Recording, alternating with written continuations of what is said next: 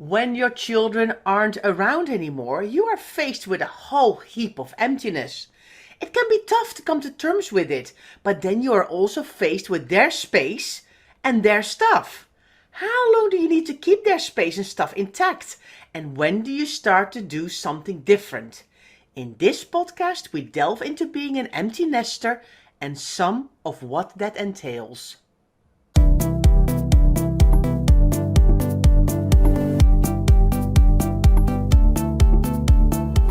You're listening to the Declutter Hub podcast, bringing you tried and tested, no-nonsense tips and advice from the leading experts in decluttering and organising your home. Now here are your hosts, Ingrid Jansen and Leslie Spellman.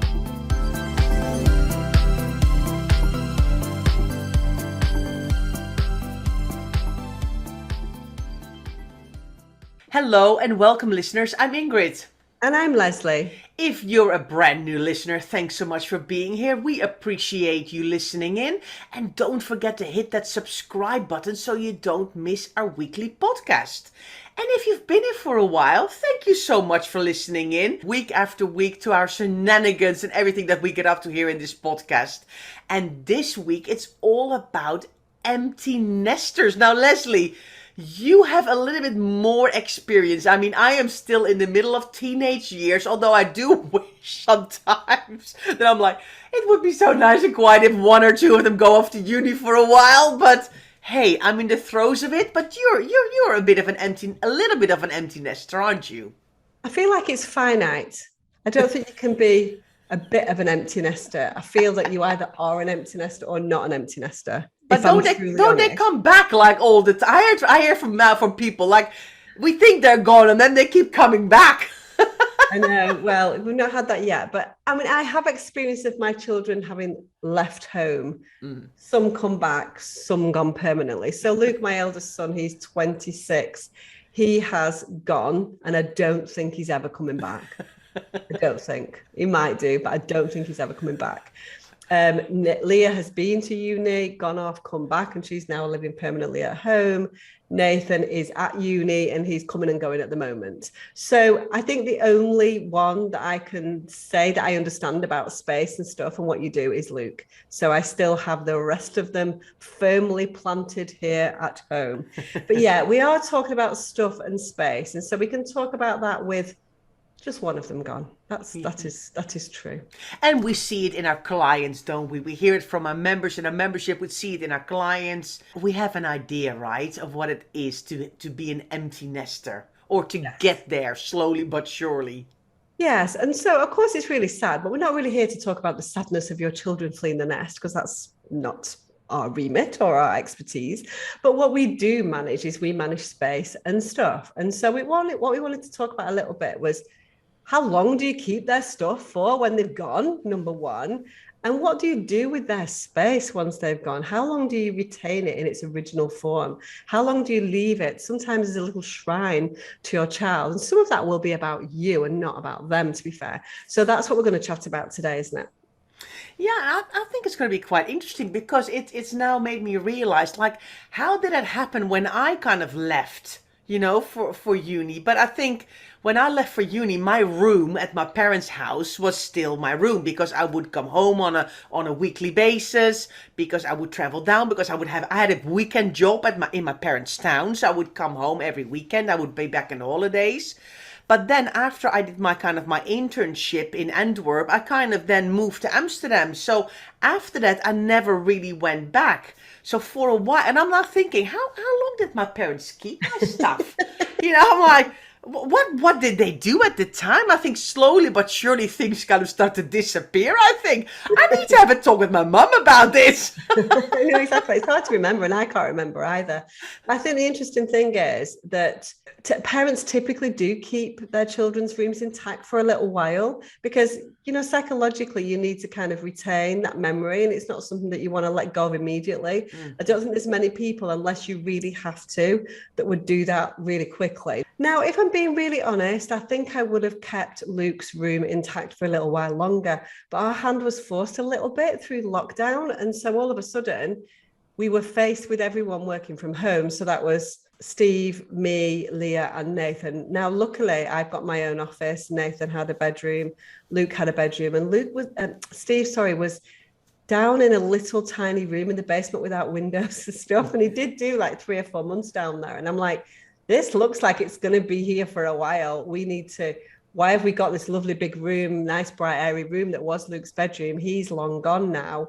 We need to repurpose that into your office. And so I think that we did that quicker than I ordinarily would because our hand was forced. And I think that's the case for a lot of people. We had to create working spaces from home. And so, you had to go into your spare bedroom, which you wouldn't have done ordinarily. And so our hand was forced. So it was a little bit premature. And I think Luke was probably a little bit like, oh, like so soon. Even though he was 100% kind of like, I'm not bothered, I'm not living there anymore. I think when actually stuff vacated his room and was stuffed into a storage area downstairs, he was a little bit maudlin about the whole thing. But yeah, I think it's a really interesting one. So it'll be interesting to see what happens when Leah and Nathan leave, because, we don't really need any other rooms for any other things. And so it'll be interesting to see what we do with their rooms and how long we keep them in the way that they are at the moment. Yeah. Well, I'm just thinking back now. I think my parents at the time bought a new bed. So their old bed, which was larger, went up into my room. So my desk disappeared, my bed disappeared, the bigger bed came up. And then the sign of all signs, the ironing board got there permanently. Yeah, I think then it's like no chance. The ironing board was like, so my mom didn't have to collapse it in it because she got one of those really kind of, I tell you, it must be 40 years old. It's one of those really heavy ones that you kind of really have to force to go back in and up. And I think she was like, right, there's nobody here. I'm going to leave this out. And I was like, okay, I think this is a sign now. I'm not supposed to come back in. The ironing board is now in my room. Do you remember when ironing boards used to be wooden? Yeah.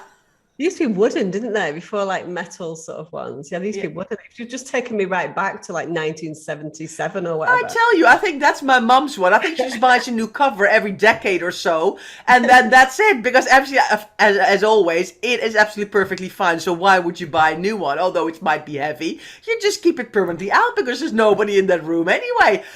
But never mind, we're going completely off track with ironing boards. But of course, as you know, I love to talk about ironing, but that's not the podcast. So I'm thinking, if you've got 2 or 3 kids, or you've got a really big house, and you've got several kids leaving, at some point, there's just the 2 of you left. Would you, this is maybe a bit of a personal question, Leslie, but would you ever consider downsizing? Or are you like, well, I love my house, so I'm going to stay there, although it's like gigantic and there's 2 people living in it? Well, how does that work? Yeah, I think this is the whole purpose really of the podcast, because we're very big advocates, aren't we, of living for the life that you lead at the moment and not in the past and not for the future. So that's a very interesting question. I do have a nice big house. If there was just Steve and I in it, would it be too big? Absolutely. There's an element of like, why would we move? Because hopefully at some point we might have other people in our family, like grandkids and stuff. And so you'd like it to be a home for them too. We're not ready to leave at the moment, but I don't know because Leah and Nathan are still here. And so I don't have any plans. I think we will stay here for a little while. But I feel like people probably get to a stage where, well, this is just ridiculous because we've got all these rooms. It's costing us a fortune. So I think that choice quite often is made because it's a financial decision or like for just to save money on bills and things like that. That's probably, so I don't know because I'm not anywhere near that point at the moment. Nathan's only 19, he's going to be another few years. And so I'm several years away from that. Yeah. I think there is an element of people thinking that they want to retain their house for their grandchildren and stuff as well. So I think that's interesting. I think there's a lot of things. We're talking about embracing space.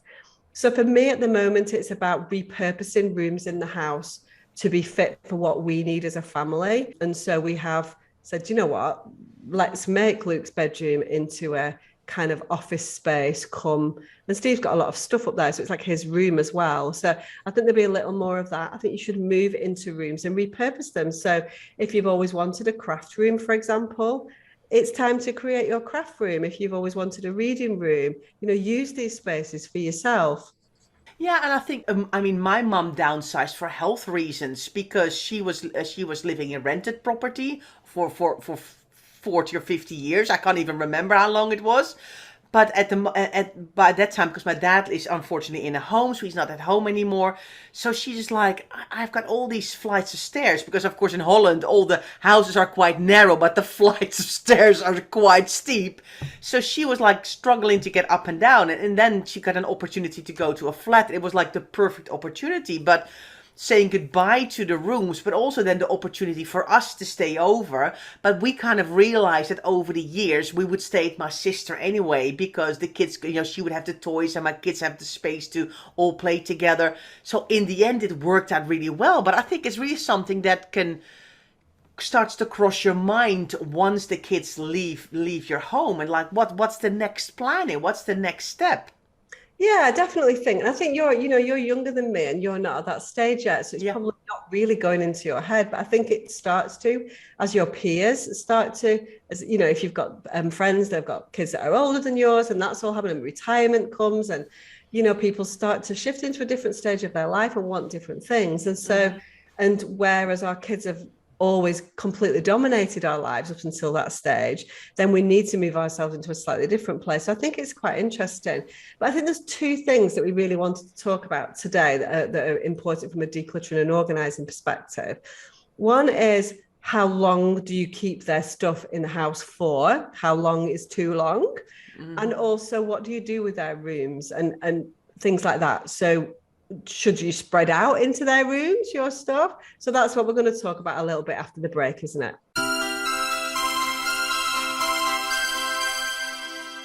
If you're a sentimental soul who can't bear to part with things in your home with memories attached, then we have just what you need. Our Sorting Out Sentimental course is a real SOS. Tackling over 16 categories of sentimental items, you will learn how to declutter the quantity and keep the quality. Go to declutterhub.com/SOS to find out more and get our special offer. It runs out this Sunday, the 27th of February at midnight. Okay, so welcome back, everybody. So let's talk about how long should one keep one's lovely child's stuff at your house. Now, I say that because I should have, with Luke having been gone for 2.5 years, I think he's been gone. Is his stuff gone to his flat yet? No, it is still firmly in my house at this moment in time. And I keep saying to him, it's okay, I don't mind keeping your stuff, but I don't want to keep any stuff that you're never going to use again. So declutter stuff. I'm happy to keep a few bits because I realize that you're in a small flat and you've not got loads of space. And I'm happy to keep hold of that. I've got a little space for that. But I'm not keeping a random assortment of stuff that you have not spent the time to go through. I'm getting a little bit. Can you see me getting kind of irate about it? Honestly. I hear the frustration in your voice, Leslie. No, I'm like, honestly, this is stuff that I do as part of my work, and I can't get my own children to come on board and do what I'm like, Luke, do you want to do a little bit of decluttering? And he comes and he'll spend like 10 minutes and he'll throw a load of stuff in a bag and leave a bin bag. I've done it. I'm like, you haven't done it. There's like loads of stuff. If you wanted this stuff, it would be with you in your flat. Do you know what I mean? Yeah. But anyway, so how long should you keep it for? What do you think, Ingrid? So you'll probably say the textbook answer, won't you? Well, no, I think it's actually really tricky. So I think when kids go off to uni, they kind of keep their room, so they keep their stuff. I think this is more the question when they really kind of get their own house. But the problem is, a lot of them go to a smaller apartment because they can't afford a house. When you're like 24, you're lucky to even get a house. So it makes sense that they can't take everything they've ever owned in their whole life. So I can imagine that stuff leaves behind. I think the problem indeed with you is that he's not gone through it. It's kind of all kind of randomly bagged up, and I kind of see this kind of heap of stuff. And I think what you would like to happen is that it's thinned out, that it's properly labeled with his name, and this is Luke's stuff. And at some point you can go, here's your 4 boxes. But I think now there's some sort of heap of stuff somewhere. You've got no idea what's going on. He's like not playing ball and going, yeah. That is so not something that I want to do. And you're like, come on, just get this stuff out of here. Am I right? Yeah, it's probably less random than you're making out, to be fair. So he has gone through it, and it is in drawers and it is in boxes. But what happened then was that he brought a load of stuff back thinking that Leah and Nathan would eBay it all for him. So he went through his own stuff in his own flat, and that's the random pile of stuff that's in my basement at the moment. So yeah, very frustrating, very frustrated. And I wish that I had the answer, and I wish that I got it nailed at my house, but I absolutely have not. So I don't know what the answer is, but I think you need to keep on trying. I think that Luke 100% knows that stuff shouldn't be here and will not be here for an eternity. And as soon as the opportunity is there for it to go to his house, it will be going. And so I think that's the important thing. It's about, the thing that we talk about all the time, where you need to make sure your kids know that this is not a storage facility for you. You need to decide what stuff is important to you and what stuff's going to work for you going forward. Mm-hmm. I'm not just going to keep that random stuff at my house. And he does like random stuff. This is a problem. Luke is very much his father's son. He keeps stuff in the same way that Steve keeps stuff and thinks it's all going to be amazing. And it's just like, I've got another one. But anyway, we wanted to talk about that. And we also wanted to talk about what you do with their room. So I've already said that Luke's room kind of quite prematurely, in my opinion, to be fair, became, so maybe I think, so there's a psychology in there for him, which was like, well, I'm not doing it because you took my room away from me, sort of thing. I don't think he's like deeply scarred. I think he's absolutely fine. But I think he was a little bit disgruntled. And so I think he's kind of, playing, well, I'm going to make you wait because you just took that away from me. It's quite interesting, really. But anyway, so what do you do with their room? I think the interesting thing is, and what we see a lot of times with clients, Ingrid, is that what we see is that there's a spread. And so people are like, oh, I'm bursting at the seams in my wardrobe. I've got this whole nother room now. So what I'm going to do is I'm going to spread all my clothes out and I'm going to put them into another room. And that, in our opinion, is a kind of a dangerous place to go, isn't it, Ingrid? Yeah. And I think we before the break, we talked about, can the room have a purpose? Can it become a craft room? Can it become a hobby room? Can it become a reading room? Can you repurpose the function of that room? And I think that is, something that is brilliant to do, because then you can really maybe do that hobby you've been meaning to get around to, or do something, or maybe create a spare bedroom that is a proper room so you can have your friend over to stay. But what's the danger is exactly what you're describing now, is like, ooh, let's spread it all out. We have cupboards that are empty. Let's buy more stuff and fill these cupboards with this space. Or the room becomes another dumping ground for people to dump stuff in, and it becomes another room of doom because you've run out of other rooms of dooms in your house. And I think that's what we don't want. And that's why I think it is so important to talk about that as well in this podcast. I think it's really important in general that every room has a very specific purpose.